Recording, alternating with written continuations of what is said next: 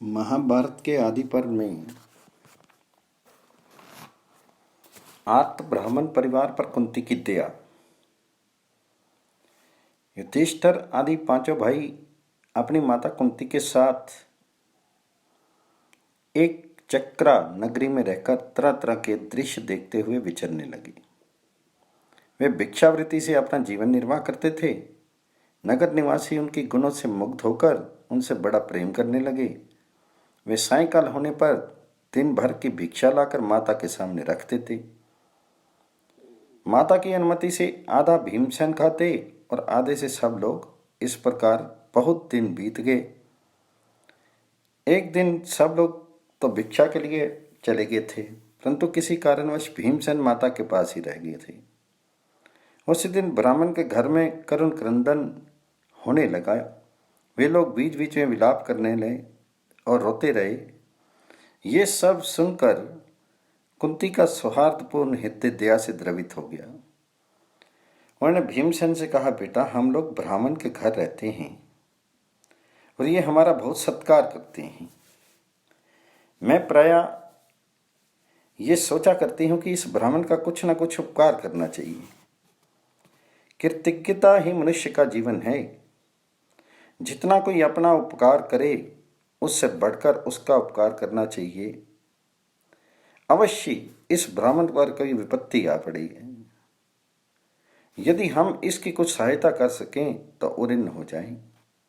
तो भीमसेन ने कहा, माँ, तुम ब्राह्मण के दुख और दुख के कारण का पता लगाओ। मैं उसके लिए कठिन से कठिन काम भी करूंगा। कुंती जल्दी से ब्राह्मण के घर में गई, मानो गाय अपने बंधे बछड़े के पास दौड़ गई हो। उन्होंने देखा कि ब्राह्मण अपनी पत्नी और पुत्र के साथ मुंह लटका कर बैठा है और कह रहा है, धिक्कार है मेरे इस जीवन को, क्योंकि ये सारहीन, व्यर्थ, दुखी और अपराधहीन है। जीव अकेला ही धर्म, अर्थ और काम का भोग करना चाहता है। इसका वियोग होना ही उसके लिए महान दुख है। अवश्य मोक्ष सुख स्वरूप है, परंतु मेरे लिए उसकी कोई संभावना नहीं है। इस आपत्ति से छूटने का ना तो कोई उपाय दिखता है और ना मैं अपनी पत्नी और पुत्र के साथ भाग ही सकता हूं। तुम मेरी जितेंद्रिय एवं धर्मात्मा सहचरी हो। देवताओं ने तुम्हें मेरी सखी और सहारा बना दिया है। मैंने मंत्र पढ़कर तुमसे विवाह किया है। तुम कुलीन, शीलवती और बच्चों की माँ हो। तुम सती साध्वी और मेरी हितैषिणी हो। राक्षस से अपने जीवन की रक्षा के लिए मैं तुम्हें उसके पास नहीं भेज सकता। पति की बात सुनकर ब्राह्मणी ने कहा, स्वामिन, आप साधारण मनुष्य के समान शोक क्यों कर रहे हैं? एक ना एक दिन सभी मनुष्यों को मरना तो ही पड़ता ही है। फिर इस अवश्यम भावी बात के लिए शोक क्यों किया जाए? पत्नी, पुत्र अथवा पुत्री सब अपने ही लिए होते हैं। आप विवेक के बल से चिंता छोड़िए। मैं स्वयं उसके पास जाऊंगी। पत्नी के लिए सबसे बढ़कर यही सनातन कर्तव्य है कि वह अपने प्राणों को न्यौछावर करके पति की भलाई करे। मेरे इस काम से आप सुखी होंगे और मुझे भी परलोक में सुख तथा इस लोक में यश मिलेगा। मैं आपके धर्म लाभ की बात कहती हूँ। जिस उद्देश्य से विवाह किया जाता है वह अब पूरा हो चुका है। आपके मेरे गर्भ से एक पुत्र और एक पुत्री हैं। आप इन बच्चों का जैसा पालन पोषण कर सकते हैं वैसा मैं नहीं कर सकती। यदि आप नहीं रहेंगे तो मेरी प्राणेश्वर, मेरे जीवन सर्वस्व, मैं कैसे रहूंगी और इन बच्चों की क्या दशा होगी? यदि अनाथ और विधवा होकर जीवित भी रहूं तो इन बच्चों को कैसे रखूंगी? जब घमंडी और अयोग्य पुरुष इस लड़की को मांगने लगेंगे तब मैं इनकी रक्षा कैसे कर पाऊंगी? जैसे पक्षी मांस के टुकड़े पर झपटते हैं वैसे ही दुष्ट पुरुष विधवा स्त्री पर। मैं भला वैसा जीवन कैसे बिता सकूंगी? इस कन्या को मर्यादा में रखना और बच्चे को सद्गुणी बनाना मुझसे कैसे हो सकेगा? आपके वियोग से मैं ना रहूंगी और आपके तथा मेरे बिना इन बच्चों का नाश हो जाएगा। आपके जाने से इन चारों का विनाश हो जाएगा। इसलिए आप मुझे भेज दीजिए। स्त्रियों के लिए यह बड़े सौभाग्य की बात है कि अपने पति से पहले ही परलोकवासिनी हो जाएं। मैंने सब कुछ छोड़ दिया है, पुत्र और पुत्री भी। मेरा जीवन आपके लिए निछावर है। स्त्री के लिए यज्ञ, तपस्या, नियम और दान से भी बढ़कर है अपने पति का प्रिय और हित। मैं जो कुछ कह रही हूं वह आपके और इस वंश के लिए भी हितकारी है। इस लोक में स्त्री, पुत्र, मित्र और धन आदि का संग्रह आपत्ति से रक्षा के लिए किया जाता है। आपत्ति के लिए धन की रक्षा करें, धन खोकर भी पत्नी की रक्षा करें तथा पत्नी और धन को खोकर भी आत्म कल्याण संपादन करें। यह भी संभव है कि स्त्री को अवध्य समझकर वह राक्षस मुझे ना मारे। पुरुष का वध निर्विवाद है और स्त्री का संदेशग्रस्त, इसलिए मुझे ही उसके पास भेजिए। आप मुझे करना ही क्या है? अच्छे पदार्थ भोग लिए, धर्म कर्म कर लिए, पुत्र भी हो चुके। मेरे मरने में भला दुख ही क्या है? मेरे मर जाने पर आप तो दूसरा विवाह भी कर सकते हैं, क्योंकि पुरुष के लिए अधिक विवाह अधर्म नहीं है और स्त्री के लिए तो महान अधर्म है। ये सब सोच विचार करके आप मेरी बात मानिए और इन बच्चों की रक्षा के लिए आप स्वयं रह जाइए और मुझे उस राक्षस के पास भेजिए। स्त्री के ऐसा कहने पर ब्राह्मण ने उसे अपनी छाती से लगा लिया। उसकी आंखों से आंसू गिरने लगी। माँ बाप के दुख भरी बात सुनकर कन्या बोली, आप दोनों दुखार्त होकर क्यों नाथ के समान रो रहे हैं? देखिए, धर्म के अनुसार आप दोनों मुझे एक ना एक दिन छोड़ देंगे, इसलिए आज ही मुझे छोड़कर अपनी रक्षा क्यों नहीं कर लेते? लोग संतान इसलिए चाहते हैं कि वह हमें दुख से बचावे। इस अवसर पर आप लोग मेरा सदुपयोग क्यों नहीं कर लेते? आपके परलोकवासी हो जाने पर मेरा ये प्यारा प्यारा छोटा भाई नहीं बचेगा। माँ बाप और भाई की मृत्यु से आपकी वंश परंपरा का ही उच्छेद हो जाएगा। जब कोई नहीं होंगे तो मैं भी तो नहीं रह सकूंगी। आप लोगों के रहने से सबका कल्याण हो जाएगा। मैं ही राक्षस के पास जाकर इस वंश की रक्षा करूंगी। इससे मेरा लोक परलोक दोनों बनेंगे। कन्या की यह बात सुनकर माँ बाप दोनों रोने लगे। कन्या भी बिना रोए नहीं रह सकी। सबको रोते देखकर नन्हा सा ब्राह्मण शिशु मिठास भरी तोतली वाणी में कहने लगा, पिताजी, माताजी, बहन, मत रवो। प्रत्येक के पास जाकर वह यही कहने लगा। उसने एक तिनका उठाकर हंसते कहा, मैं इसी से राक्षस को मार डालूंगा। बच्चे की इस बात से उस दुख की घड़ी में भी तनिक प्रसन्नता पर स्फुटित हो उठी। कुंती ये सब देखकर सुन रही थी। वे अपने को प्रकट करने का अवसर देखकर पास चली गई और मुर्दों पर मानो अमृत की धारा उड़ेलते हुए बोली, ब्राह्मण देवता, आपके दुख का क्या कारण है? उसे जानकर यदि हो सकेगा तो मिटाने की चेष्टा करूंगी। ब्राह्मण ने कहा, तपस्विनी, आपकी बात सज्जनों के अनुरूप है, परंतु मेरा दुख मनुष्य नहीं मिटा सकता। इस नगर के पास ही एक बक नाम का राक्षस है।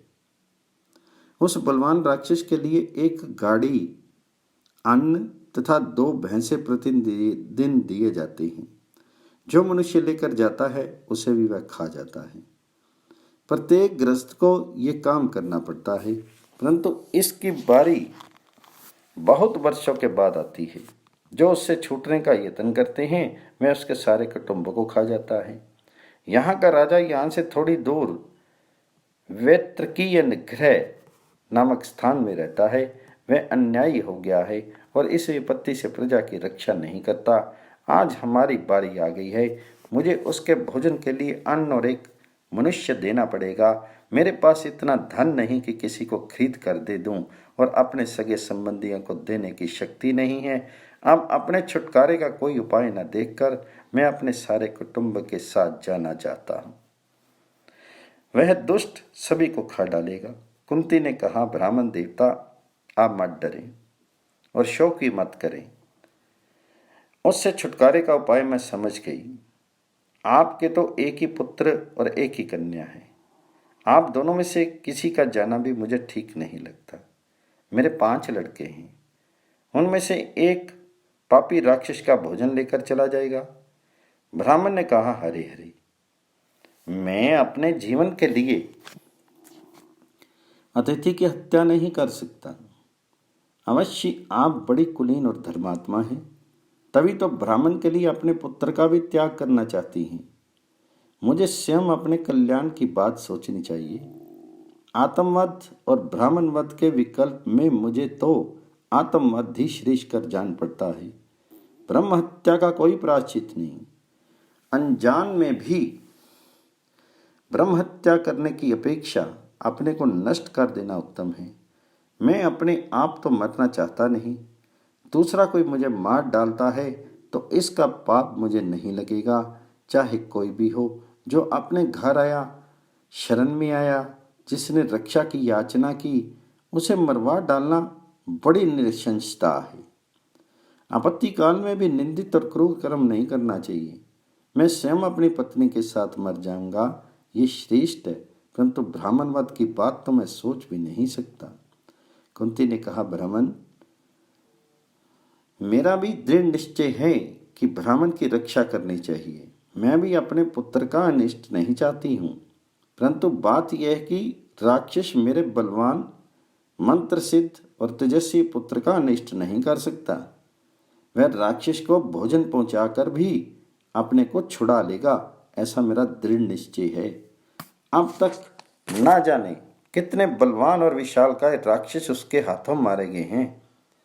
एक बात है, इसकी सूचना आप किसी को मत दें, क्योंकि लोग ये विद्या जानने के लिए मेरे पुत्र को तंग करेंगे। कुंती की बात से ब्राह्मण परिवार को बड़ी प्रसन्नता हुई। कुंती ने ब्राह्मण के साथ जाकर भीमसेन से कहा कि तुम ये काम कर दो। भीमसेन ने बड़ी प्रसन्नता के साथ माता की बात स्वीकार कर ली। जिस समय भीमसेन ने वह काम करने की प्रतिज्ञा की, उसी समय युधिष्ठिर आदि भिक्षा लेकर लौटे। युधिष्ठिर ने भीमसेन के आकार से ही सब कुछ समझ लिया। उसने एकांत में बैठकर अपनी माता से पूछा, माँ, भीमसेन क्या करना चाहते हैं? ये उनकी स्वतंत्र इच्छा है या आपकी आज्ञा? कुंती बोली, मेरी आज्ञा है। युधिष्ठिर ने कहा, माँ, आपने दूसरे के लिए अपने पुत्र को संकट में डालकर बड़े साहस का काम किया है। कुंती ने कहा, बेटा, भीमसेन की चिंता मत करो। मैंने विचार की कमी से ऐसा नहीं किया है। हम लोग यहाँ इस बालक के घर में आराम से रहते हैं, इस ब्राह्मण के घर में। उससे उन्नत होने का यही उपाय है। मनुष्य जीवन की सफलता इसी में है कि वह कभी उपकारी के उपकार को नहीं भूले, उसके उपकार से भी बढ़कर उसका उपकार कर दे। भीमसेन पर मेरा विश्वास है। पैदा होते ही वह मेरी गोद से गिरा था, उसके शीर से टकराकर चट्टान चूर चूर हो गई थी। मेरा निश्चय विशुद्ध धार्मिक है, इससे प्रत्युपकार तो होगा ही, धर्म भी होगा। युधिष्ठिर बोला, माता, आपने जो कुछ समझ बूझ कर किया है वह सब उचित है। अवश्य भीमसेन राक्षस को मार डालेगा, क्योंकि आपके हृदय में ब्राह्मण की रक्षा के लिए विशुद्ध धर्म भाव है।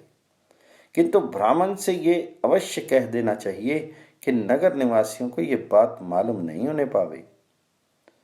वैशंपायन जी कहते हैं, जन्मेजय कुछ रात बीत जाने पर भीमसेन राक्षस का भोजन लेकर बकासुर के वन में गए और वहां उनका नाम ले लेकर पुकारने लगे। वह राक्षस विशालकाय, वेगवान और बलशाली था। उसकी आंखें लाल, दाढ़ी मूछ लाल, कान नुकीले, मुंह कान तक फटा था। देखकर डर लगता था। भीमसेन की आवाज सुनकर वह तमतमा उठा। वह भौहें टेढ़ी करके दांत पीसता हुआ इस प्रकार भीमसेन की ओर दौड़ा मानो धरती फाड़ डालेगा। उसने वहां आकर देखा तो भीमसेन उसके भाग का अन्न खा रहे हैं। वह क्रोध से आग बबूला होकर आंखें फाड़ कर बोला, अरे, ये दुर्बुद्धि कौन है जो मेरे सामने ही मेरा अन्न निगलना जा रहा है? क्या ये यमपुरी जाना चाहता है? भीमसेन हंस पड़े। उनकी कुछ भी परवाह न करके मुंह फेर लिया और खाते रहे। मैं दोनों हाथ उठाकर भयंकर नाद करता हुआ उन्हें मार डालने के लिए टूट पड़ा। फिर भी भीमसेन उनका तिरस्कार करते हुए खाते ही रहे। उसने भीमसेन की पीठ पर दोनों हाथों से 2 घूंसे कसकर जमाए, फिर भी वे खाते ही गए। अब बकासुर और भी क्रोधित हो उठा, एक वृक्ष उखाड़ कर उन पर झपटा। भीमसेन धीरे धीरे खा पीकर हाथ मुंह धोकर हंसते हुए डट कर खड़े हो गए। राक्षस ने उन पर जो वृक्ष चलाया उसे उन्होंने बाएं हाथ से पकड़ लिया। अब दोनों ओर से वृक्षों की मार होने लगी।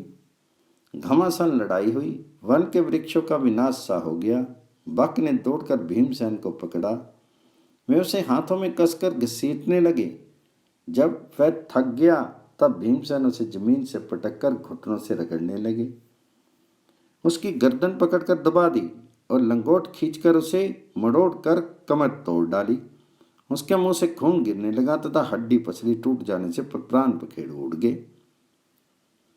बकासुर की चिल्लाहट से उसके परिवार के राक्षस डर गए और अपने सेवकों के साथ बाहर निकले। भीमसेन ने उन्हें डर से अचेत देखकर ढांढस बंधाया और उनसे ये शर्त कराई कि आप तुम लाख कभी मनुष्य को नहीं सताना। यदि भूल से भी ऐसा किया तो इसी प्रकार तुम्हें भी मरना पड़ेगा। राक्षसों ने भीमसेन की बात स्वीकार कर ली। भीमसेन बकासुर की लाश लेकर नगर के द्वार पर आए और वहां उसे पटककर चुपचाप चले गए। तभी से नागरिकों को कभी राक्षसों के उपद्रव का अनुभव नहीं हुआ। बकासुर के परिवार वाले भी इधर उधर भाग गए। भीमसेन ने ब्राह्मण के घर जाकर धर्मराज युधिष्ठिर से वहां की सब घटना कह दी। इधर नगर वासी प्रातःकाल उठकर बाहर निकले तो देखते हैं कि वह पहाड़ के समान राक्षस खून से लथपथ होकर जमीन पर पड़ा है। उसे देखकर सब के रोंगटे खड़े हो गए। बात की बात में यह समाचार चारों ओर फैल गया। हजारों नागरिक, जिनमें बड़े बूढ़े और स्त्रियां भी थी, उसे देखने के लिए आए। सबने ये अलौकिक कर्म देखकर आश्चर्य प्रकट किया और अपने अपने इष्ट देवता की पूजा की। लोगों ने पता लगाया कि आज किसकी बारी थी। फिर ब्राह्मण के पास जाकर पूछताछ की। ब्राह्मण ने यह घटना छिपाते कहा, आज मेरी बारी थी, इसलिए मैं अपने परिवार के साथ रो रहा था। उसी समय किसी उदार चरित्र मंत्र सिद्ध ब्राह्मण ने आकर मेरे दुख का कारण पूछा और प्रसन्नता पूर्वक मुझे विश्वास दिलाकर बोला कि मैं उस राक्षस को अन्न पहुंचा दूंगा। तुम मेरे बारे में चिंता या भय मत करना। वे ही राक्षस को भोजन देकर गए थे। अवश्य ये उन्हीं का काम है। सभी वर्ण के लोग इस घटना से प्रसन्न होकर ब्रह्म उत्सव मनाने लगे। पांडव भी ये आनंद उत्सव देखते हुए वहीं सुख से निवास करने लगे।